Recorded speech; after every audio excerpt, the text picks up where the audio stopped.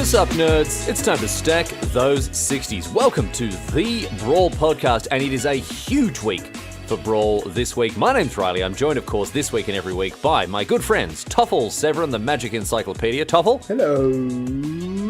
Okay, that took an unexpected turn there. And also we have one of the most decorated and celebrated Brawl players on the face of this earth. It is Jamin. Yes, it's me. I correctly identified my co-host. Well done to me. Congratulations. Already ahead on the board. There we go. You have it on the paper, so that's why we write this stuff down. It's at the top. You know what? Of the show notes. I just span that one off the dome. I just remembered it. Simple as that. That's an honor. We got a lot to get through this week. There's been a huge announcement, some huge shifting changes made to the format. Some of them we expected. Some of them we also expected. To be honest, we expected a fair few of them, but there's still a lot to discuss. So let's not waste any time. Let's get straight to it. Well, actually, no. Let's not get straight to it. It's time, of course, for the catch up.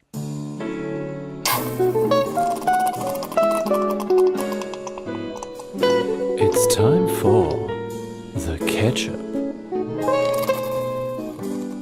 Wasn't just a big weekend for Brawl, also a huge weekend of Magic in GP Birmingham. The three of us were there, and the results, especially in Legacy, wow, one of the highlights of my broadcasting career for sure. Yeah, I also had highlights. I actually set history. You know, I don't want to. What do you say? Like toot your own horn. What? I mean, that's the saying. You don't want to blow your own trumpet. That doesn't sound like the one I wanted to say. I feel like you'd be pretty happy tooting on your own horn, to be honest. Well, look, before we get to the history that you made, Toffel, I do want to just spend a second to talk about the results of the GP, because not only was Simon Nielsen's victory in the standard GP very well deserved. Simon, he's such a good dude, and it was such an exciting final to watch him really turn the tables, because that matchup was just horrendous for him. Black-red vehicles just loses to blue-white every time, but Nielsen somehow managed to pull it together. But of course, in Legacy, Gary Campbell, the godfather of Scottish Magic, with one of the most wonderful and heartwarming victories you're likely to see. This guy's been playing the game for 2 decades, and there wasn't anyone else in that building who was more deserving of a trophy like that. Yeah, we saw the clip of the crowd erupting. Yeah, the crowd was insane. I don't know if you saw as well. Maybe I'll put it on our Twitter as well, on Stacking Sixties Twitter. But when Gary and the rest of us went out for a couple of he's sort of a mate of mine vaguely, because I'm sort of new to the Scottish Magic community. I mean, everyone knows him very, very well, and I've had like nothing but positive interactions with him. But I'm not claiming to be his best mate or anything. Anyway, I went out with him and a bunch of my other friends from Scotland, and there was just, out of nowhere, a fireworks display. Oh yeah, I saw that video. Yeah, that looked and really so nice. Gary was standing in front of it with his trophy, and it was just amazing. It was just wonderful. Anyway, I did want to offer congratulations to Gary once again, and and just say how fantastic it is to be part of such a one. I mean, even as a newcomer to the Scottish Magic community, it's such a fantastic place to be. Anyway. It wasn't such a fantastic place to be on the weekend, sitting between the two of you, as we settled a couple of bets. And history. I didn't go particularly well in either of them. Which one do we want to kick things off with? Let's start with the swamp one. Who can assemble the most disgusting 6 swamps? Yeah, that was... I hated it. I hated every second of this. Actually, no, the first... Okay, when the first swamps were flipped over, it was fine, because then technically they were all matching, but after that it was just horrendous. So the challenge was between the two of Jamin and Toffel. They had to assemble the 6 most disgustingly mismatched swamps they could possibly find, and then I would be the judge as to which one sickened and enraged me more. And it totally sucked. I hated it. It was funny, because Toffel and I actually came up with like very similar ideas, but I think Toffel executed it a bit better. Like, I have to agree, after all, his mana base was very ugly. You are going to be able to see this, of course, on our YouTube page. You can jump on stackingsixties.net and find the link to the video from there. But look, I hated this. It sucked so much. But Toffel, mate, I mean, I want to say congratulations, but generally that's what you do when someone does something worthy of congratulating. Talk to us about the approach you had. I mean, you really metagame pretty hard against the expected field and came out on top. No, actually, I spent quite some resources on figuring out the best combination, the worst combination, I guess, like of the best worst combination. Yeah. So it was fairly obvious. Like, this is some deep inside metagaming right now. Yeah, this. If you have a contest of this, write this down. This is top notch. So obviously, you need to have 2 white border basic lines. I think this is fairly obvious. I think you can still fare well with one of them. Yeah, Yamin just went for the one, but Toffel, you went for two. No, I think one makes it too unique, and also the other ones too matching. Because as you said, I think you said it correctly. In your head, you separate them into groups, and the goal is to find the least amount of cards that can fit into one group. Right? Like the goal should be specifically to find 6 cards that can't get into a group, but always you can find at least 2 cards that go. Right? Like this should be fairly easy. And then the goal should be to not get 3 cards. And then so the 1 whiteboarded and the 5 blackboarded means that you've immediately got a 5-1 split, and it's better. It's counterintuitive to think, oh well, I'll put in another similar card to the first one, but then you've got a 4-2 split, which is very good. So a nice disruptive element there. That second copy of the whiteboarded swamp. Both of you had a mix of full art, foil, non-foil. It was and languages as well. And condition. Yeah. That was not an angle I expected to be attacked on, because obviously like how the card looks from its layout, its language, whatever else, but condition was another sort of twist that came up in the game there. Yeah, I've ripped that swamp apart on the table. Like, Yep, I did the same. I basically like that was not in the condition it was before. shoved 2 cards against each other. Like, I cannot condone this. This is horrendous. A horrendous way to behave. I'm ashamed of both of you. but Anyway, yeah, basically both of us went with a bit of full art, a bit of draft chaff, one of them in foil, and some whiteboarded ones. Although I forgot my whiteboarded one at home, which was really a tough beat to take. You just didn't want it enough. Also, which unfortunately didn't get to see the daylight. I was playing blue-white in the standard GP, and I realized I'm playing 10 basics. And I thought, well, there is an off chance I get a feature match, so I mismatched all my 10 basics. you're the worst. Yeah. You're the actual Pretty worst. good. That's just the highest value. And I have to say, none of my opponents ever cared. Like, I think actually I cared more than my opponent. Yeah. Because Well, at least I you were looked getting at my something head- out of it, you maniac. I had this one thing where I had an Ascanta, and I looked at like a white color planes, like a white border planes, a black planes, and then some really ugly like mixture in between. It was horrible, and I was like, okay, I cannot look at this. Even Good. See, even you're learning. Like, you were more tilted by your own basics. Good. But I I'm would have expected pleased. my opponent even to ask like, don't you have like a little decency for like the same basic? Like maybe not even the same basic, but just some. You can go to the land station. That takes 1 minute. that would look nicer. Yeah, Instead, you're throwing around mismatched base like a goddamn dirty ape. Anyway, let's talk about the second bet as well. And this one was, I mean, if the first one didn't make your skin crawl, the second one definitely is going to give you that, because I was a very unhappy boy at the end of this one. Jeez. I think it was pretty easy. I don't know what you were talking about. Toffel, Yamin, what how did did we you do? find it? What did we do? Oh yeah, we we went to the supermarket and bought marshmallows, which we found only one big, like they were enormous, and then in the sweet section, then we asked and we got another one from the baking section, which were rather small, because from the other one we would have fit in like 2 or something. Yeah, they were huge. And then we tried to fit as many as we can in our mouth. Yeah, you can also find that on YouTube. It did not go well, but yeah. I mean, it depends on what you want out of the video. Some might say it went very, very well, because you watched me spewing up my very small mouthful of marshmallows and then retching furiously for the next 5 minutes. It was pretty disgusting. I bombed out like, oh mate, I'm very ashamed of my performance. I mean, I knew I was going to go badly, but I mean, Toffel, you more than doubled how many. I got 12 in before I was, starting to feel quite physically ill. Yamin, you got up to, I think 22 or 23. this is 20. I mean, these are good sized marshmallows as well. I was very impressed, and I was pulling hard for you, man. I really, really wanted you to get there. But Toffel, with the man with a mouth who can swallow planets, he got 30 marshmallows in his mouth. Well, us dwarfs, like we're eating full legs of cows and stuff. Yeah, you're quaffing mead and eating, entire roast hog, and so I mean, you just there's no match. there's no competition. And that's what I wanted to say with history. I think the first and only person so far who won 2 bets on the same day. Yeah, that's true. That's true. It's Stacking 60s history. It's stacking. I was going to say probably not in the history of all time, but you definitely made Stacking 60s history there, which is, well, it's not worth nothing. Anyway, congratulations, Toffel.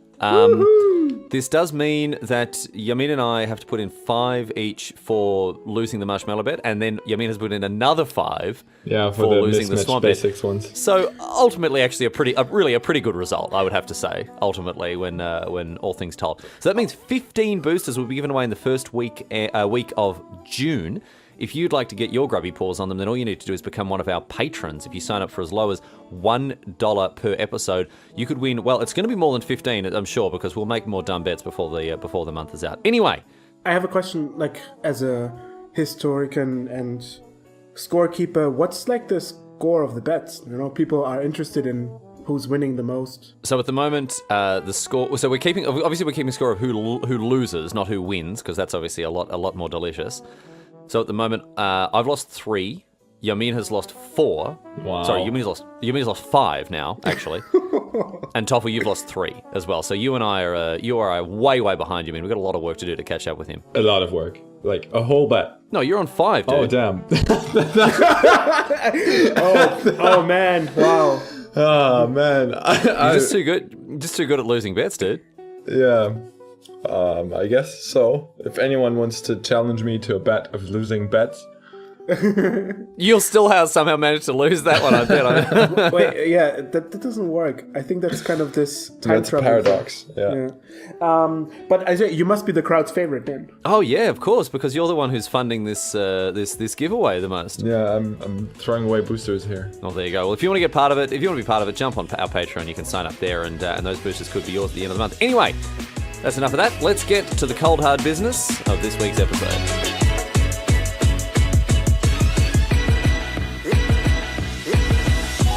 So just as the episode title has told you, it is a whole new Brawl. Tried to kind of bring that one together there from Aladdin. Didn't quite get there. Kind of need a little bit more time in the oven though, I think. Whole new Brawl. Oh, there you go. Toffel, mate, you got it done. That's really beautiful stuff from you. Very good. That was really good. So this week, what we're going to talk about is, of course, the changes that have been sort of foisted upon us here by R&D. They've made some pretty significant changes to the Brawl format, and I think it's fair to say, I mean, just from the outset, how are we feeling about these changes generally? I mean, pretty positive, right? I love them. I think they're great for the format, and will make it playable again, or like diverse. Like as a little bit of foreshadowing, we're having the best decks at the end of the episode to see what we think is going to be likely a good deck, and there are a lot.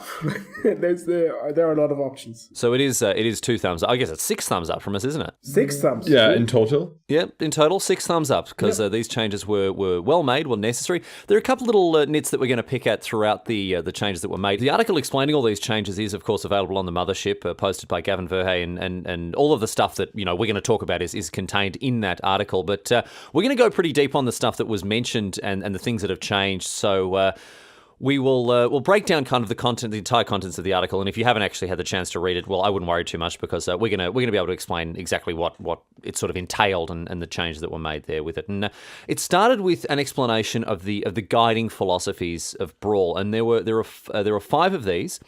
And each of them, I think, came from a pretty good place and were explained pretty well. And so let's go through each one individually and have a talk about the implications of all of them on the format. The first one was the Brawl format. It's already opened itself up. Of course, it was initially pitched generally as a multiplayer format, but it's really opened itself up to competitive 1v1 play, and that's certainly our focus here on this podcast.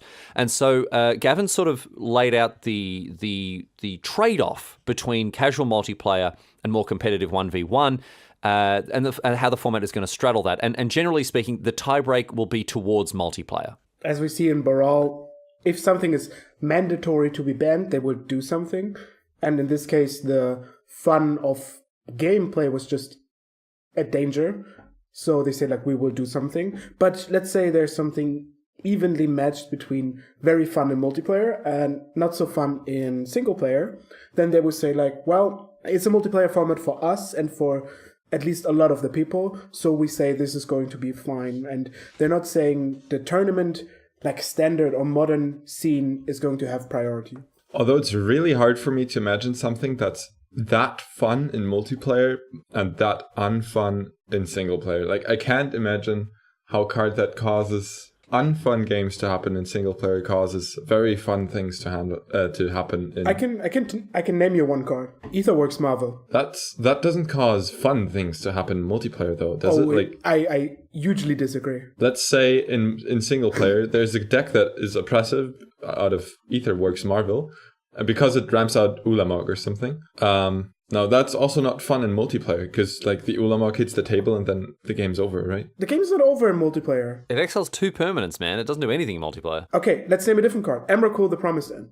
I guess that's fun, but like There are a lot of cards that, if you build them densely with a lot of linear strategy cards, they're very dangerous. And you cannot do that in a multiplayer sense because you might be able to kill one, if so, maybe not even directly, because like Emrakul is not killing one because you take their turn for this one. But then other papers are doing something against you, and then it balances out. I guess so. But I also like, if Brawl was a source of fun for people in multiplayer, I don't see how they wouldn't ban it, like given the state of the format currently. Well, it has to be as much fun as it is unplayable in single player. Right. Yeah, and that's not what they've said. They've said that they'll take into consideration like the needs of both multiplayer and 1v1 and try to balance that out. It's just that if it's a really even thing between a card being very bad in one situation, very good in the other, then the multiplayer, the needs of the multiplayer Brawl will be prioritized, which I think is fine. Like, it's not obviously what we would prefer, as generally we're going to be dealing with competitive Brawl, but I really like that this philosophy has been laid out very clearly so we get an understanding of the approach that is made towards this sort of thing. They're very transparent with like the way they approach the format, which I like. And I think also for a format, which we come to later a bit more specifically, for a format that is not important for huge tournaments, this is the way to go. Like, in Standard and Modern, the players who play for fun have to kind of get in line after the players who played for tournament because they qualified for Pro Tours, they play on GPs. Yeah, because like hundreds of thousands of dollars are on the line, right? Yeah, exactly. And in this case, they will get to have their voice heard and their feelings handled. You know, like. I think this thrust of the philosophy is really good. I mean, I don't. Again, it doesn't suit me 100% perfectly, but I think that it's totally fine, and I'm really glad that it's been laid out like this. The other point about this guiding philosophy, however, is that I didn't necessarily agree with, is that Gavin's saying that he wants decks to be playable in both multiplayer and single player, and this for me, I just don't. This doesn't work. I mean, it's nice that they want this to be the case, but you can build a really good 1v1 Brawl deck and you can build a really good multiplayer Brawl deck, but I don't see the overlap there. I just don't think that you can build a deck that is going to be. I mean, you can build a deck that you could play in both situations, fine, but you're not going to build a deck that's going to be really good in both situations, I don't think. I strongly disagree. You think 1v1 decks are also going to be good in multiplayer?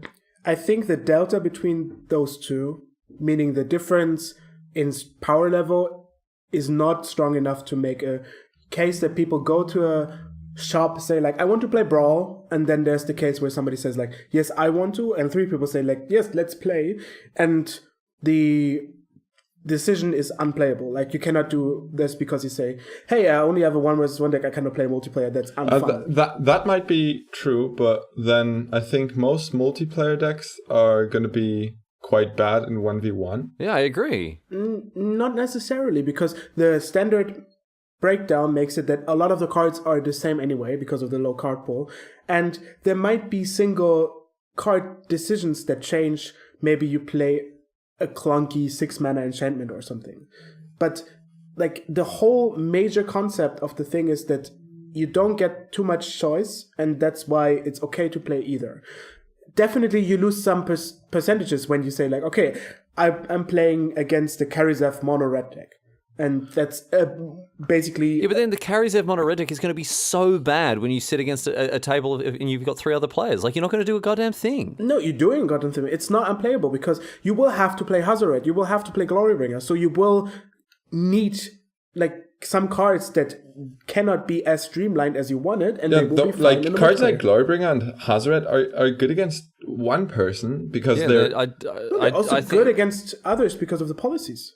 I completely disagree. I'm sorry. Like, I understand that politics does make a difference in 1v1 or in multiplayer situations, but I think that if you're looking to play competitive 1v1 Brawl, don't expect your top tier, mono red aggro deck to be really good in a multiplayer environment, because I just don't think it will be. But that's the point. It's not supposed to be really good. It's supposed to be playable for fun. Fine, but I mean, then you could just play, 100 copies of Rat Colony, and that's technically playable, but you're not going to win any games with it. Would that be fun? Well, no, because you need to play some swamps and stuff as well. But the point is, like, okay, I don't have a huge problem with them saying this sort of thing. Like, they want a single deck to be played in both multiplayer and single player. It's just that I think it's a little bit optimistic to think that is going to be the case. I think that anyone who wants to really play Brawl and get the most out of the format, you're going to need to have a fair divergence between the decks you play in 1v1 and the decks you play in multiplayer. At least if you want to win. Like, we're not saying that you can't,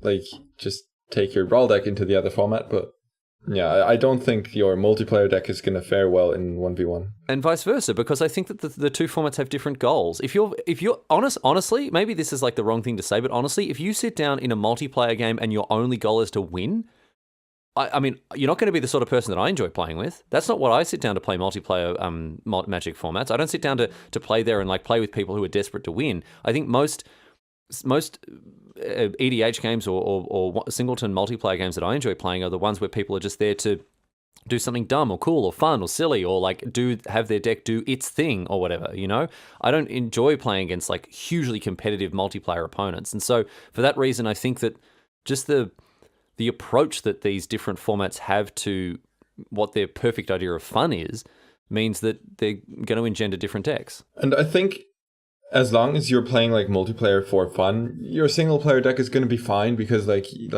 you're just there to have a good time, and like you will play some cards, right? Like you'll play lands, play spells, and like have some sort of magic. I just don't like see the competitive multiplayer decks. I don't even know if that's a thing, but like I don't see those overlapping with the competitive single player decks. I think you're just too narrowed on the specific outcome on the very edges of the spectrum. Like, a lot of the things will mush together anyway, because people are not spiking on multiplayer to win or spiking on the single player to win. They just bring their deck they want to play, and this is about the average case that a person goes into a store and wants to play. This is not about us as Pro Tour players, for example, and going there and it's like, hey, I want to play Brawl for fun. Let's do something that's...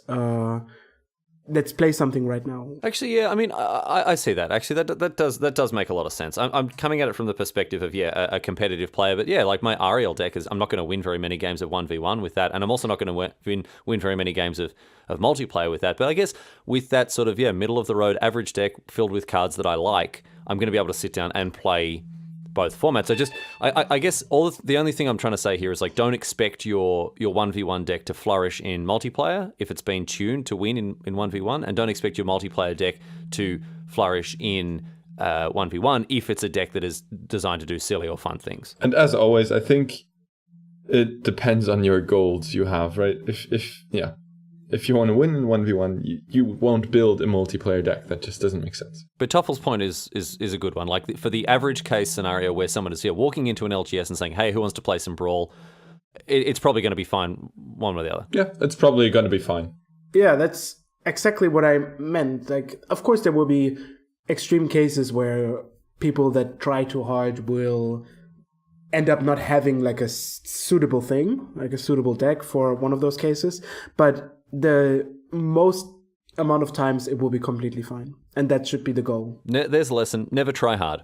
Let's move on to the second point on the list here. Well, you said never try hard on the. That's the lesson, right? Bart. Don't try. Yeah, exactly right. You cannot fail if you never tried. The next point we need to get across here is the second one: don't fracture Brawl. So this one for me was quite interesting. Talking about wanting to keep a general, cohesion between the way that Brawl is played, across things like 1v1, multiplayer, what have you. It's very similar to the first point, I guess. Yeah, it's just saying the same thing. You go into store, you say like, hey, somebody wants to play a Brawl game, and then people don't have to say, do you mean like the modern Brawl, or I have like, they said like invasion block Brawl game?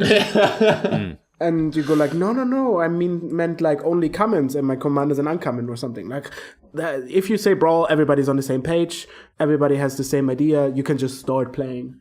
Yeah, it's a really easy point, and I think it's an important one to keep the ban list the same and like keep it one format. Because look, like the perfect counterexample to this is Commander.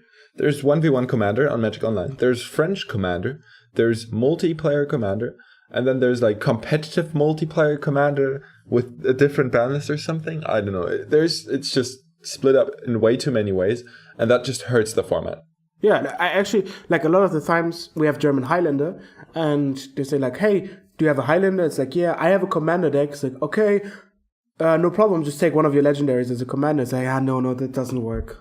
Yeah. And then there's Canadian Highlander. Like there's the whole 100 card singleton format is just... I mean, it's fine. People can play whatever they want as long as there's a shared understanding of the decks that they're playing with. But I think that it's really... Of course, and as long as there's a community for it. Exactly, but I think it's really good that Brawl is being set up in this way. Having said that, we really do need to play some invasion block Brawl at some point. Like, we really do need to do that. So I would stay tuned for an invasion block Brawl video at some point in the future of Stacking. Yeah, I think so. I really think so. I think that's definitely a territory we need to explore. So you keep an eye on that. But broadly speaking, there's not too much to say about this. We agree with it. We think it's good. Any kind of clarity when approaching a format like this is always welcome. And this brings us to point number 3, which is, well, essentially goes hand in hand with point number 2. Brawl is standard. And we... of course, again, are going to support this. It makes a lot of sense. Easy. Cards can be cheaper. Your deck is mostly cheap. You can use cards from drafts or random tournaments from the past years. You can easily lend cards from your friends because they probably have some uncommons and commons left over. Totally the best. I think it's fantastic. I think that obviously there are so many strengths to it being standard. And one of the things I was thinking about when thinking about this is that reasonably speaking, how long would it take a new player to construct a halfway decent Brawl deck? Like a Brawl deck that could conceivably win a game, right? Yeah. Not long. Like you buy a deck builder's toolkit and like... You buy a deck builder's toolkit and you do one draft. Yeah, exactly. I think that's assessing. So, this is obviously something we're going to support. There's not really anything too much to say about it. Also, what I like at this is when you're watching a Pro Tour and you see some decks doing very well in the top 8 or something, it's not a huge step from this deck to a Brawl deck. Yeah, sure. If you've got cards you like or a strategy you like and you don't want to go and spend $200 on a playset of the marquee mythic of the set, then yeah, you just build a Brawl deck and you have an approximation of the fun that you saw in the top 8 of a Pro Tour. Yeah, you had the GP right now that blue-white finished second, and I guess it was like the favorite of the crowd because it only played Teferi and was kind of cool to look at. And then people say like, oh, Teferi is so cool, I want to build a Teferi deck, and that's as easy as probably just grabbing your cards and starting. Now, point number 4, we very heavily disagree with. I know that none of us are on board with this one because it says Brawl is fun. Yeah, no, that's garbage. The only fun at Brawl is opening the treasure chest. Is completely missed the mark with this one. I mean, look, this one struck me as an odd one to include, like Brawl. I mean, Magic is fun. The only reason it's a game. The only reason we're playing Magic is because it's fun. So what's the need here for us to remind us that Brawl should be fun? Like, why do we need this as part of the guiding philosophies? I think people lose themselves too easily in Magic is fun. Because for a lot of people, a certain type of Magic is not fun. For example, when you take a tournament player and they want to play a deck that's good, but it's not the deck they like to play, they might have to play it even though it's not their style of playing and not resulting in fun. You have a lot of players complaining, it's like, why is this deck good? I don't like playing mono red or whatever. So saying that this format is majorly and most importantly about fun of people is taking away a lot of the necessity to play the best and the most successful. It's okay to play worse decks and just say, okay, I didn't win, but man, my strategy went off and I had a great turn or something. Also, I think the reason this point got included in the article is to justify the Sorceress Spyglass ban, which might not be the most important for a balanced format, but it's very important for the play experience. Well, let's talk about then, the thrust of it is obviously Brawl is fun, which we can all agree with, it's fine, but let's talk about the actual sort of nuts and bolts of what implications this has on the format, because as you say, it's resulted in, it's one of the reasons that Sorcerer's Spyglass was banned. I think it's one of the reasons that also Brawl was banned, because a broad section of the community didn't find it very fun to sit and play endlessly against the same deck, let alone one that was filled with counterspells, traditionally something that a lot of players don't like. So this decision to focus on fun as a real outcome of Brawl is pretty important for the future of the format. I think it gives them also a justification to react to the feedback a lot easier. Like, if you have a lot of feedback, as in the recent standard environments, people saying like, I don't like Vector Mage and I don't like this and that, and they felt players are unhappy, but they had always this scissor between it's not really that bad for the tournament and you could be able to react to it, but a lot of people are a bit lazy and don't want to deal with this.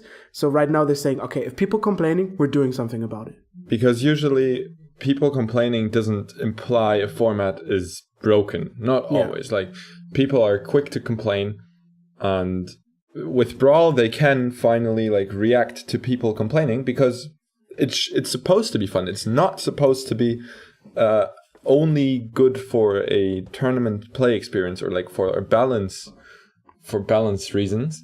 It's supposed to be fun, so basically your feeling is all that matters. And this was something they said in the announcement itself, in this article. It says that the decisions that will be made surrounding the Brawl format are going to be based on what is and isn't fun and player feedback and that sort of stuff, and not tournament results. Yeah, that's why they were able to do a survey, because they can actually use data from surveys.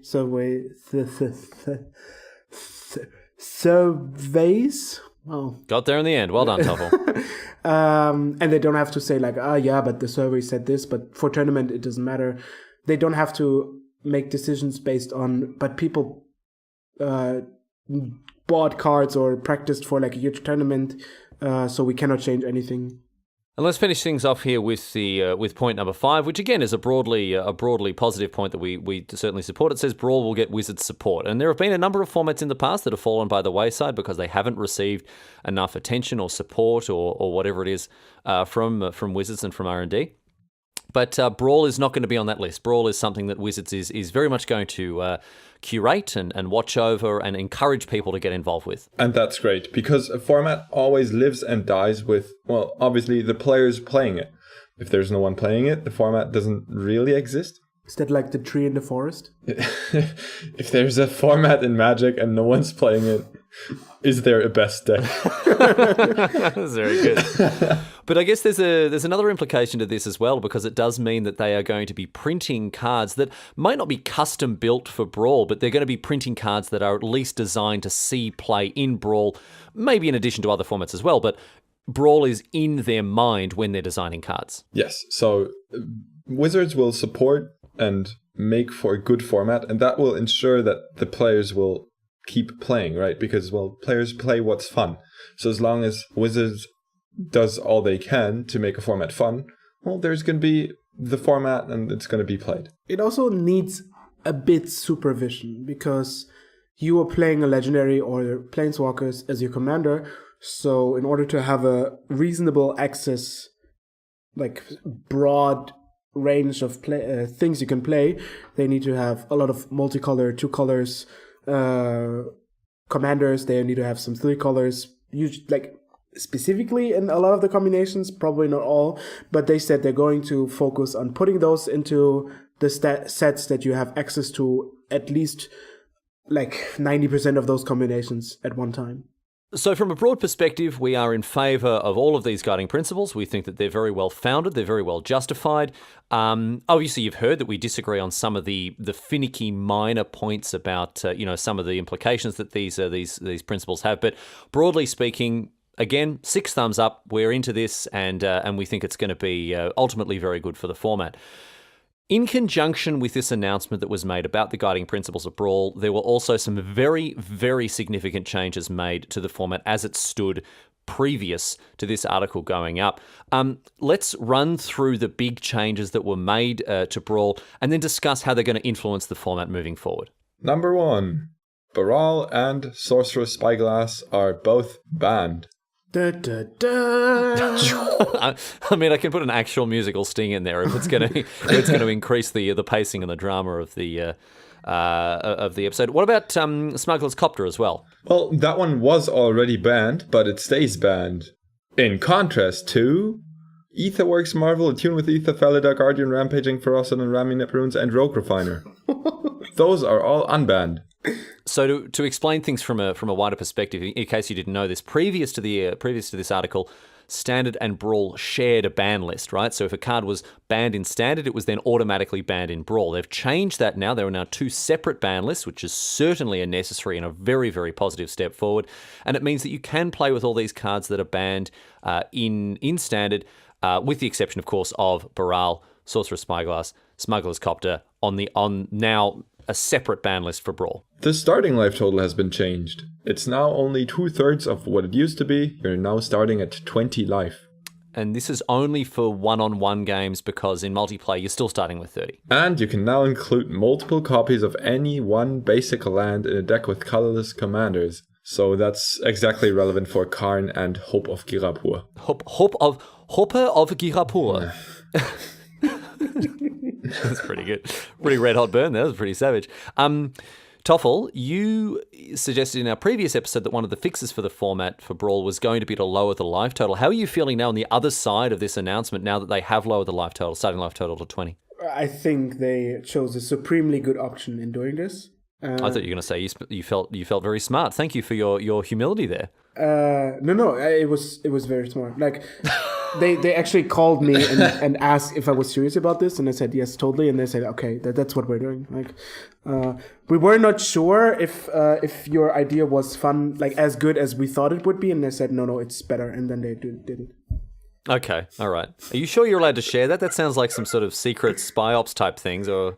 Oh no! They also specifically said I'm allowed to say that. Oh, you are allowed to brag about it on your popular weekly podcast. Like if people are asking you, are you really that brilliant? They called him back. Yeah. They called him back just to say that.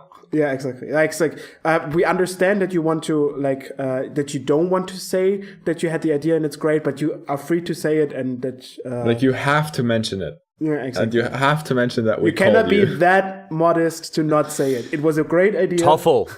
We're sick of getting all these great ideas off you and you not taking credit for them. You've just gotta take credit for it. Like that idea that we should print a set that goes back to Dominaria, mate. Just tell people it was your idea.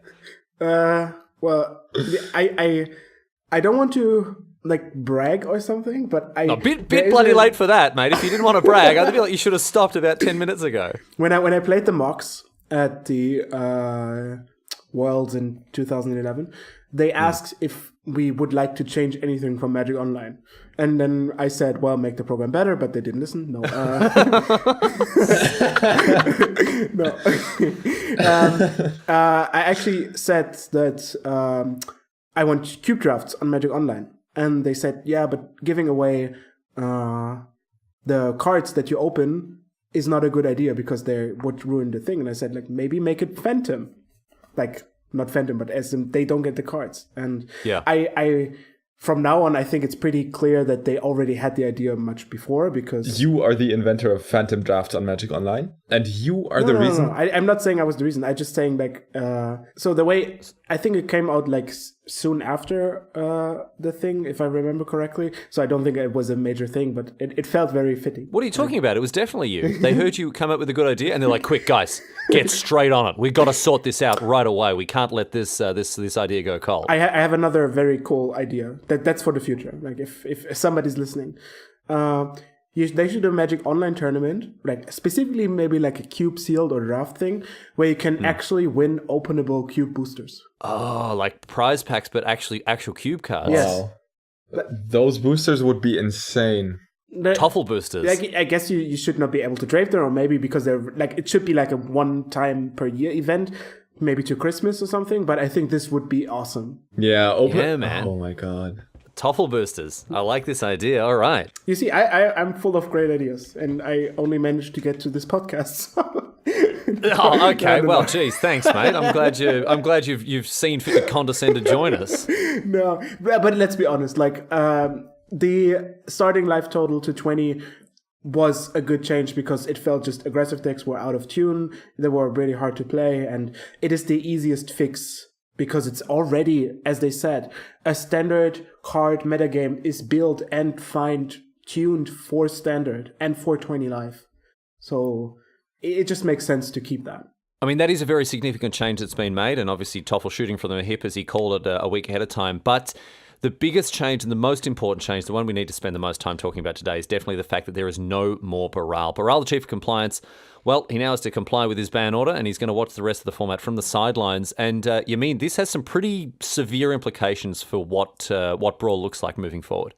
Yeah, you can now resolve 4 drops.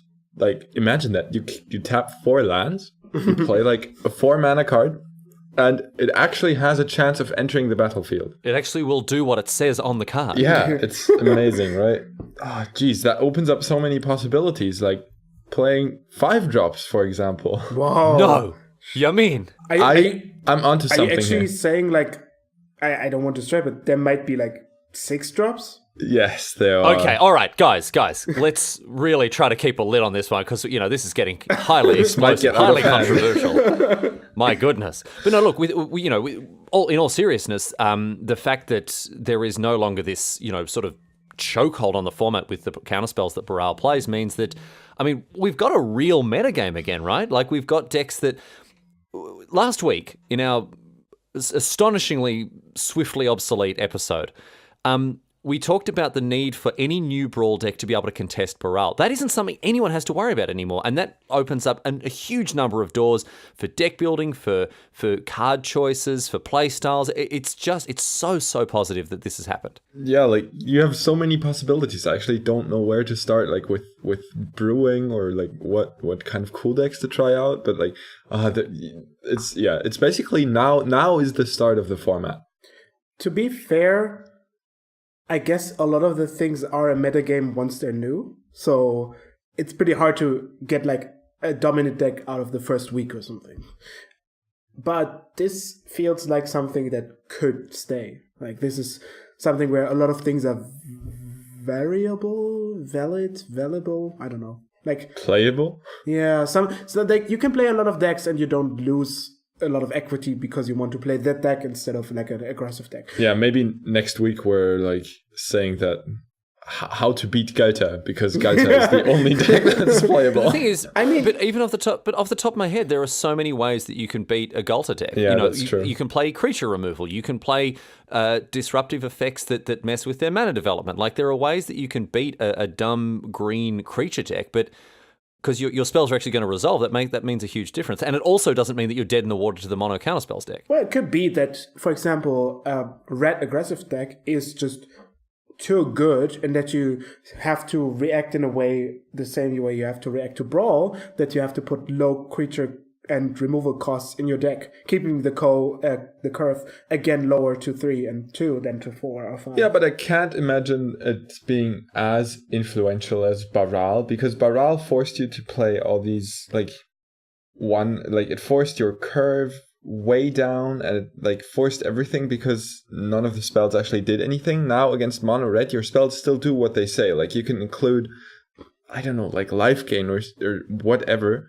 And it will actually do what it says on the card. They're not doing what they say when you're dead. Well, yeah, but like, you're not dead on like turn 3. No, not turn 3, but maybe the assault is too heavily built up to turn 3 or 4 that your 5-drop Scarab God, for example, is just a blocker that doesn't keep you alive. Yeah, but then like Fumigate will catch you up or something, whereas against Brawl, you were dead on turn 3. Because, they untapped with 3 lands.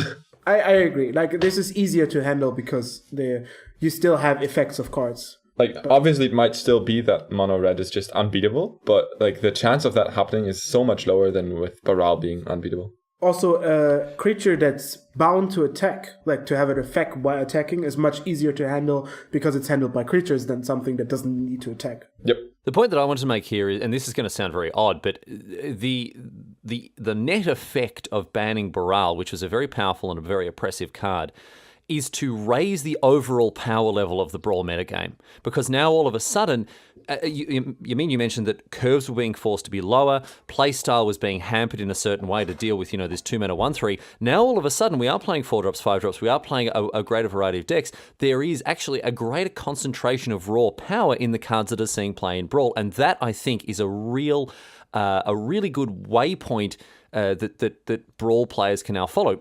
Look for powerful cards and look to exploit them, because now you don't have to worry about every single spell you play for the game being countered. While they banned Brawl and Spyglass obviously more for fun reasons, so that you can play with your Planeswalker as a commander, they also unbanned cards, and I actually heavily agree with that, because those cards were banned for synergy reasons, right?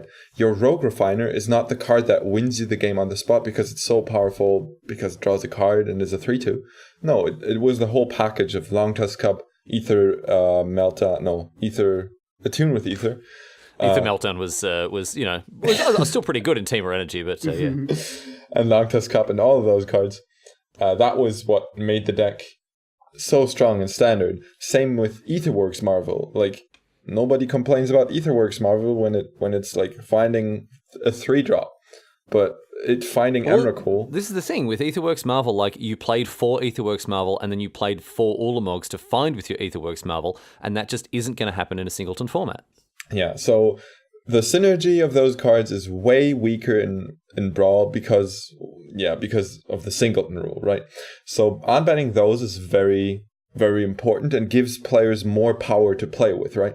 Like, playing with powerful cards like Rogue Refiner is fun because, well, it feels good generating this energy and drawing a card.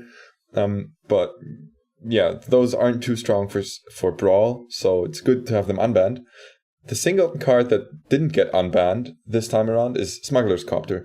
And while I'm not sure yet if I agree with that, I understand why they didn't unban it, because Smuggler's Copter was not a synergy. Like, you didn't say like, oh yeah, I played the Smuggler's Copter and then I drew my Thraben Inspector. No, like, you play Smuggler's Copter and that's just a great card. It's just that powerful. It doesn't need any synergy. So I understand why they kept that one banned, but unbanned all the other ones. I agree with the banning of the continued ban of Smuggler's Copter, because from my perspective, it would be very difficult to justify a Brawl deck that didn't include it, right? It's just that powerful. It's colorless, so it slots into any deck, and can run away with the game very quickly if you draw it early. And so for that reason, I'm 100% behind the continued banning of Smuggler's Copter. Generally, I'm in favor of the smallest ban list possible in any given format, but I think this one was... It was just necessary because it prevented us getting to a point where every single Brawl list started off with, I'll pick my commander. Okay, I've got 59 more cards. Oh, actually, no, only 58 because, of course, I'm playing Smuggler's Copter. Number 2. Number 2? Yeah, which is the online way of agreeing with the current statement. Don't you know this when somebody says something and you just say, like, second and third? Yeah, seconding is very different to saying number 2. Yeah, but they say like number 2, right? They don't just... No, dudes. People say that when they're looking for a polite way to explain why they're leaving the room. Second? No. Number 2. The other thing. No, I just totally agree with what you said, and I think this was on point. There's no reason to really unban it because it might just be very oppressive and annoying. No, not might. It will be. It'll just be, I mean, maybe not oppressive, but it'll just be in every single deck. It reduces... It's never going to be oppressive because of the singleton thing, but like, it's going to be so powerful that it's played in every deck.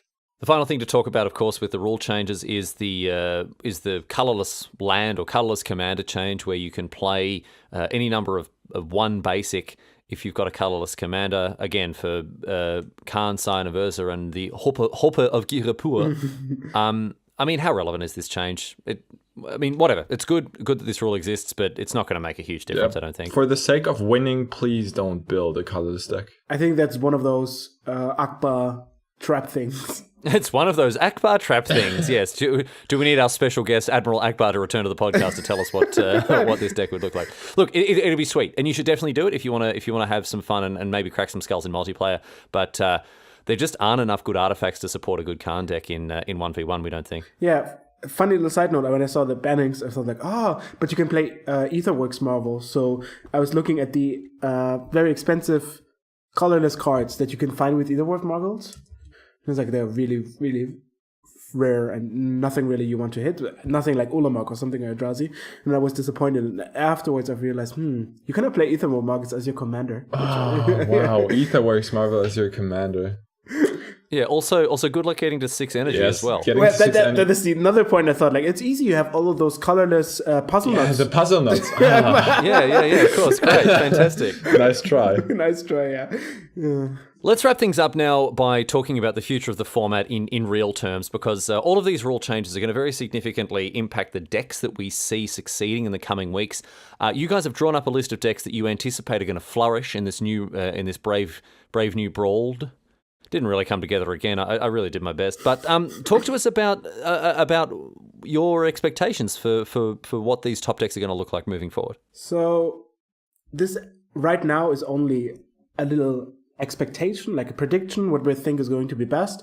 Next week, we will focus on dealing with those decks and strategies a bit more, giving deck lists, giving specific ideas, so you will be ready. So my number one deck is, and that's because of basically every time a rotation is made, something changes heavily, play aggressive, streamlined aggro decks. The number of times there was a new standard format and the SEG standard event was won by a mono red deck is, I think, inconceivable. Like, because people are trying new sweet brews, they're trying expensive legendaries, expensive cards. Here I have this approach of the second sun thing, blah blah blah. Just play mono red commander, play burn spells, cheap creatures, and just turn them sideways. Attack, burn, win. Plenty of options as well for mono red commanders. I mean, the deck lists are going to look the same, and I'm very interested to see whether it's Kari Zev, whether it's Captain Lannery Storm, Chandra Torch of Defiance, Hazoret, which one ends up being the red deck of choice. But yeah, this one's going to be a real, especially with the life total change as well, getting them down from 20 to 0 instead of 30 to 0.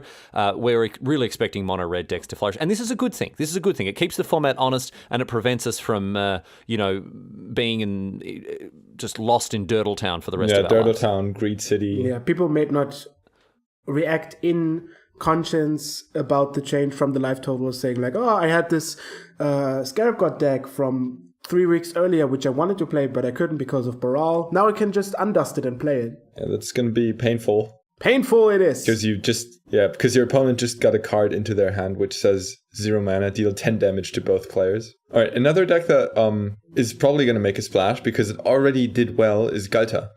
I was going for Carpador. Oh my god. That took a bit. I don't understand the joke at all. What? Because it made a splash. Yeah, he's only doing splashes. So what were you going for? The Carpador only makes splashes. Carpador. Do you mean Magikarp? Ah, right. Well, that's certainly embarrassing. No. I've grown up with Carpador, so that's Carpador. Carpador. Yeah, Carpador is the German name for Magikarp. Okay, go ahead. Yeah. Anyway, tell us about Monogreen Carpador. Gaita has already put up results, and it turns out that always having the 12/12 basically in your hand lets you play efficient creatures just to play that 12/12 for 2 mana every time. And it's also an aggressive strategy, so it's good at punishing slower decks, greedy decks. Go ahead, slam it. Yeah, Galta's bite just got like 30% more effective or something. Yeah, that's true. Yeah, another deck that definitely benefits from the life total change because now, only 2 swings with a 12/12 is going to get it done rather than 3. And again, something that overall for the health of the format, I mean, we have to keep an eye on this and see what the ultimate outcome of the life total change is. But I mean, it's probably we're thinking it's going to be good. Then we already said that powerful cards are more powerful because they actually do something. So it's quite reasonable to try cards like Scarab God, Nicol Bolas, Teferi. There's the huge, impactful, strong cards that have a huge effect once you play them. Maybe even like Sakama, something like this, which are not in a position where they can be countered. Counter spells are just fairly bad. Like you wouldn't play Cancel or most of the other counter spells, but without Brawl. So having those decks that try to stall to this effect and then use it might be pretty good, depending on if they can survive long enough. I think Sakama is actually one of the decks that got hit hardest with the life total change, right?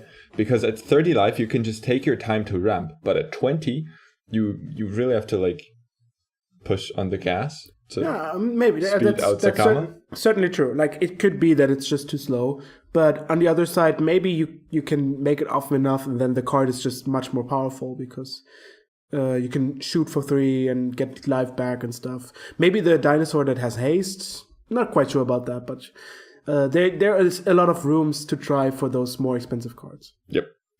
Well, that's one of the best decisions you can make. Like, this is not a deck you can play, but rather something you should never, ever, ever, ever, ever play. Any of the colorless commanders. Yeah, we already went over that, but yeah, please don't play that if you want to win. I cannot, like, I've tried Emrakul, the Promised End deck, in the normal commander. Yep. And it just lacks of everything. Like, you just don't get there, and like you have to play like mediocre creatures, and yeah.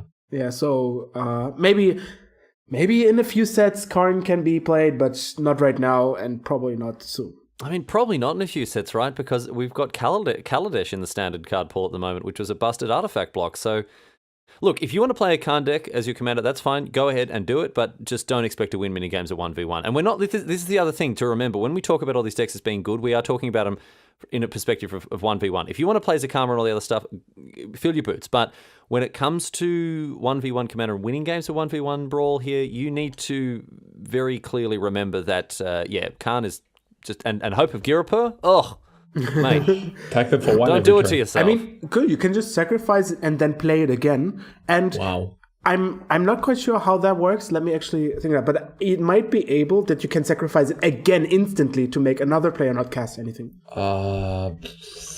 So if you, for only 1, 3, and 5 mana, so for only 9 mana, you can make your combo go off because none of your opponents can play anything. And you can use all of that other mana that you have from all of what your excellent mana rocks from your Gilded Lotus and from your Relic of Erazka and all that sort of stuff to really put the hurt on them. No, look, don't do it. It's not going to get you very far in Brawl, in 1v1 Brawl.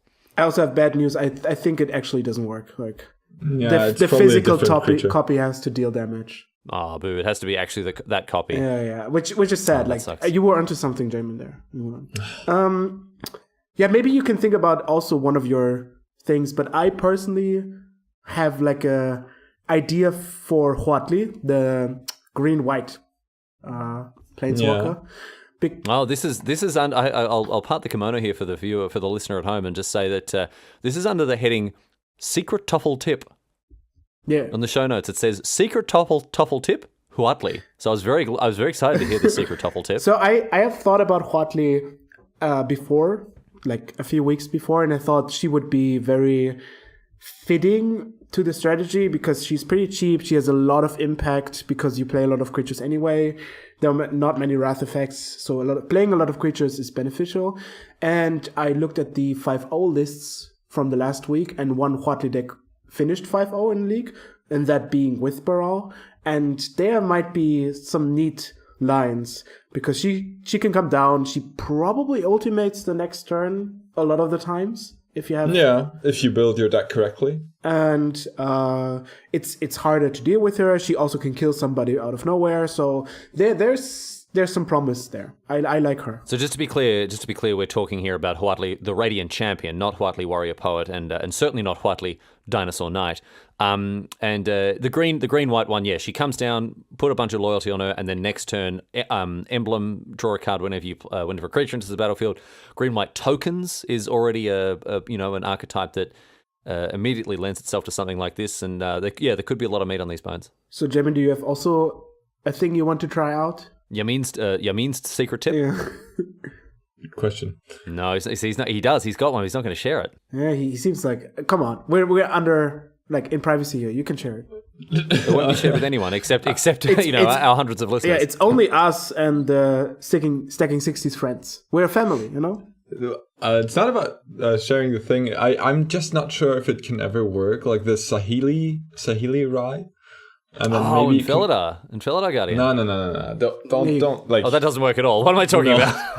But yeah, no. The idea being that you somehow win with a lot of mana and then like some sort of storm deck going on, because I love those kinds of strategies. And then you can copy like mana artifacts in important terms. Yeah. Paradoxical outcome. And then you can copy important artifacts for a single turn. But yeah, I'll have to brew up a deck list for that. Maybe I can report back next week. Yeah, no, you're totally right. That sounds bad. Like, well, there we go. There is the secret Toffel tip and the nervous Jamin tip. He's not quite 100% on it, but that's just about that. We are running out of time. We're going to have to wrap things up there. But as we said, next week we'll be back with deck lists, with solid strategies, concrete ideas that we want you to explore further. And so, but I mean, I think generally, broadly, this is a really, really positive change, and this augurs very, very well for the future of the Brawl format.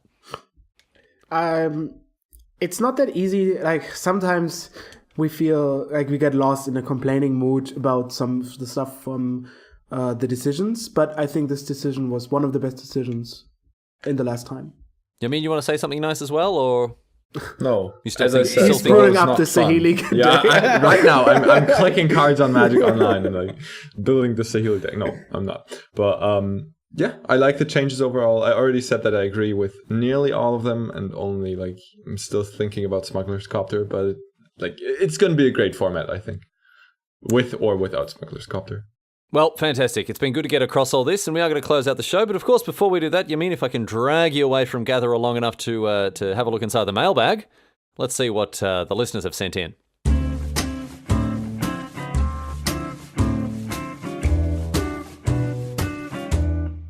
You've got mail. Welcome to Jamin's Mailbag, where I, Jamin, read out your mail. This week, our mail comes from Razor MacBlazer, who writes, "Hi team, 20 is the starting life total, but Brawl is gone and a couple good red cards even got unbanned. Not banned. What do you think about mono red with Kari Zev? Here's my terrible attempt at a deck just as a starting point for discussion. Thanks for the excellent podcast. Razor MacBlazer." I just have to say, what an awesome name Razor MacBlazer is, right? Very, very good name indeed. And Razor MacBlazer... It really rolls off the tongue. Razor MacBlazer is one of our esteemed patrons, and that's why his mail was pulled to the top of the queue here. Now, we have to be honest here. This question, or this email, actually came attached with not only the deck list, which we'll put up in the show notes for those of you who want to get across that, also a range of really engaging questions that Mr. MacBlazer sent through. I don't know, I'm not first name terms with him, am I? That Mr. MacBlazer sent through for us to discuss. And these questions are so excellent. Some of the ones that we're talking about, for example, since we always have Karizev on 2, is it correct to have fewer 2-drops? We want to really answer these questions properly and in a longer format. So we're going to actually come back to this deck more broadly and sort of in more depth next week when we start discussing deck lists in a more concrete sense. But just a brief overview here, I guess, of what we think of Mono Red, Karizev specifically, and how this deck is going to get it done in the next couple of weeks. I think playing Karizev leads you to play fewer 2-drops because you always play Karizev on turn 2. Like, you'll only play the good ones, right? It's a bit like playing Zergo in a commander deck. You don't need to play the bad 1-drops because you always have like the mediocre 1-drop in your command zone. Only that Karizev is quite good as a 2-drop. You also want to include some of the bigger and red cards, in my opinion, which Mr. MacBlazer already did. In his list, he included Siege Gang Commander and Glorybringer as 5-drops, which I think are important to close out the game. One thing I would think about is playing a 4-drop as the commander instead, giving you the ability to always have the top end, not having to put in multiple expensive cards in your deck, not like sometimes not drawing them, but then like playing all the 2-drops, right? You don't want to include many 5 or 4-drops in your deck, and making your commander one makes it so you always draw exactly one, and that's most of the time that's always the only one you need. Yeah, also there were some questions included, which we get back to next week. But just to shortly answer them for the following things: yes, no, yes, yes, 3, Imperial Voyager, vanilla ice cream, and the sun. So there you are, Mr. Pickle. That was the dumbest thing. That was the dumbest thing we've ever done. That didn't make any sense at all, Toffel. But no, look, thank you so much, Razor McBlazer, for getting in touch. He said, what am I missing? And I said vanilla ice cream. Yeah, okay, and then it says, is Karizev even the best commander from Mono Red? And you said, the sun. Yeah, that's just picky. Yeah, okay, sure. I don't think you're going to be able to paint yourself out of this particular corner here, Toffel. Razor McBlazer, thanks for getting in touch, and thanks for giving us such excellent fuel for discussion for next week. Again, the questions you sent in the email that we got was really something we want to zone in on a lot further. So it'll form a large corpus of next week's episode, because these are the questions that need to be answered. Aggressive decks are very much at the forefront of the format right now, and their future is something that will really have a huge impact on Brawl as we get stuck into this post-Brawl world. If you'd like your email to be read out on the podcast, you can do so very easily by sending us an email, Stacking60s @gmail.com. Stacking60s@gmail.com is the way to find us, or you can just follow the links on our website through to the contact form and send us in through there. It'll all come through all the same. If you are a patron, you do get priority access to Jamin's mailbag here. If you're not, well, sometimes we scrape the bottom of the barrel as well, and who knows, maybe your email will be read out on the show as well. So please do get in touch. We value your mail no matter if you're a patron or not. Yes. We love any feedback. Everyone is equal on Stacking 60s. It's just that, again, some people a little bit more equal than others. That's just how it goes there. Anyway, with that out of the way, it is now time, of course, to finish the show once and for all.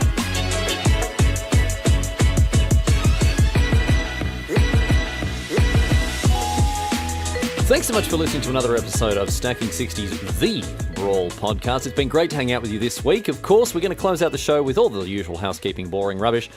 Stacking60s.net is the website that we use to share everything you need to know about the show. You can find old episodes there. Links to our Twitter accounts @Stacking60s is where you can follow the show, and we've all got individual accounts as well. You can watch Jamin play Magic on Twitch, which he does pretty regularly. He streams usually a couple of times a week at the very minimum, and it's there that you'll find the link to our Patreon if you want to support the show financially. We certainly do appreciate everyone who wants to be part of that, or contact the show, stacking60s@gmail.net, or the contact form there will find us. Jamin has set up a Discord for the Stacking 60s community, and it's generally a place, Jamin, where people come together to discuss the format and the weekly challenges and everything. I bet it was buzzing after this huge announcement.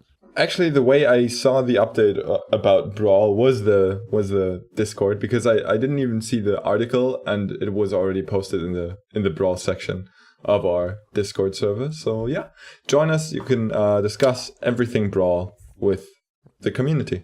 At the moment, of course, there are 15 boosters in the pool, and they could be yours in the first week of June if you are one of our patrons. Keep an ear out for any more stupid bets that we make in the coming weeks, because they'll be coming your way. But, of course, this week, just like every week, we are going to give away 5 more boosters thanks to Toffel's tweet. Every week, Toffel picks a tweet with the hashtag Toffel's tweet that someone has put on Twitter, and he'll read it out in the show, and if it's your tweet, you win 5 boosters. It's as simple as that. Happens every week. You don't even need to be a patron to be part of this competition. Just jump on Twitter, tweet something dumb or stupid with the hashtag Toffel's tweet. Obviously, Toffel tends to gravitate towards things that, he can relate to, so dumb, stupid tweets tend to get across the line most of the time, and he will read it out, and if he does, 5 boosters, all yours. Toffel, let's get underway. Toffel's tweet incoming. All right, Toffel's tweet. Here we go. This time, because of his supreme, I have to say, very subjective, is that a word? Because biased. of his supreme effort? Yeah. Unbiased, I see. supreme tweet.